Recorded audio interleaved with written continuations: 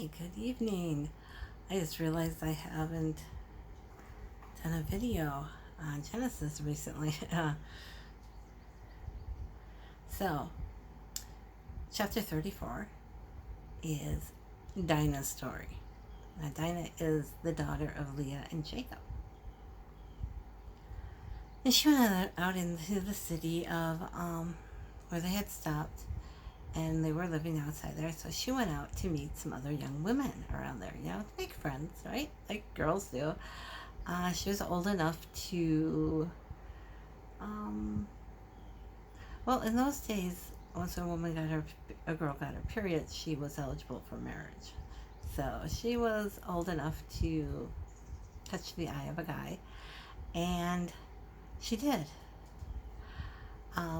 Shechem, who was the son of Hamor, or Hamer, was the leader of that area, saw Dinah and liked her, grabbed her, and raped her, took her home.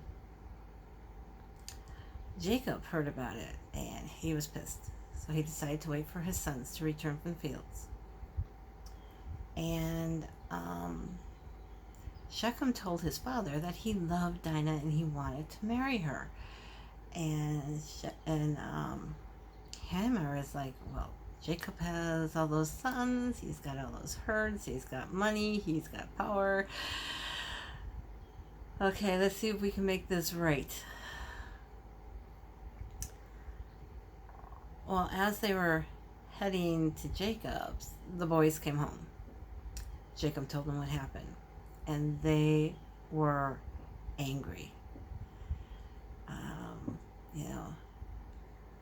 Leah had, 6 full-blooded brothers and then a bunch of half-brothers, so, they were pretty pissed.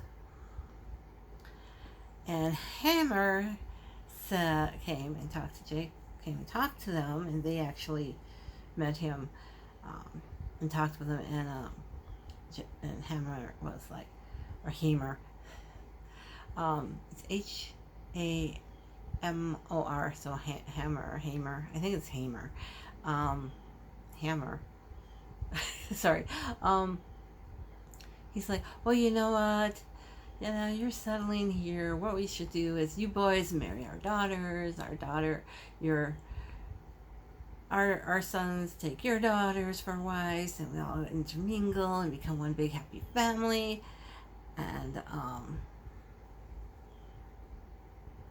Shechem said that he would give Jacob whatever he asked for Dinah. Well, the brothers of Dinah told them that every male in the town would have to be circumcised. They couldn't let their sister marry an impure man. So, and Shechem and Hamor really wanted to keep this from turning into a war.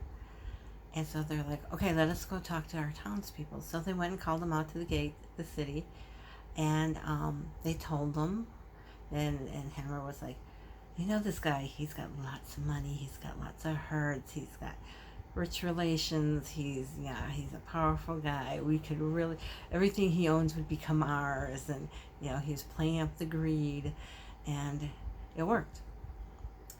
So every male got circumcised, and as I said before, ouch.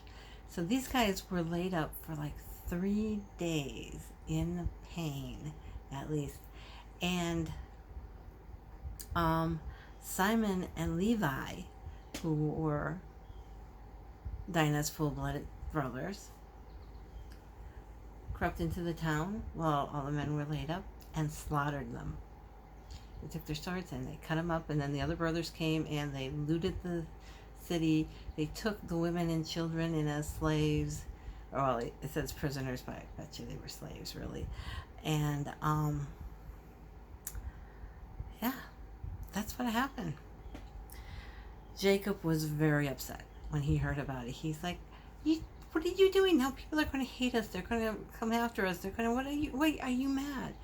And Simon and Levi said, we're not going to let anybody treat our sister like a common whore. So Jacob said, well, we have to leave here. Now in chapter 35, see, that was chapter 34. Chapter 35, God told Jacob to go back to Bethel. You remember Bethel? Abraham was in Bethel. How did Isaac ever get to Bethel? But Jacob, a couple of times, has been to Bethel. And so Jacob told his people, give me all your idols, household little household trinkets. And some of the experts said that, historians say that they weren't always different gods. They were just like idols of God to worship. But some people got a little crazy about it. And anyways, Jacob said, give me all your idols of gold. And so they gave him all the idols and the earrings, and he went and he hid them someplace. And they went to Bethel, and Jacob put up another altar. And God once again told Jacob that his name is now Israel. No more is his name Jacob. And God blessed him and his descendants, and they left Bethel and headed towards Ephrath. I'm not sure how to say it. Which became Bethlehem. Rachel died on the way there, and she was pregnant at the time. She had a very difficult birth, and she died giving birth to Benjamin. She actually called him Ben-Oni, which means child of my sorrow or something, but Jacob changed it to Benjamin, son of my right hand. So they just buried her alongside the road. They put an altar, a pillar up there to mark her burial spot, and according to Moses, it was still there in his time. So, but yeah, it's interesting. She didn't get a special burial plot. She was just buried beside the road. And like Sarah and Rebecca, they got special burial plots. And anyways, Israel went ahead a ways. Reuben, the oldest son, while his dad was gone, slept with his dad's concubine, Rebecca's old maid, Bilhah. And that is like one of the ultimate disrespects a son could pay to his father. Very bad. And Jacob and Israel heard about it. Jacob and the rest got everybody together, and they went to Isaac, who was now very, very old. And he died. He lived 180 years. Jacob and Esau buried him. So this is pretty much the end of Jacob's story.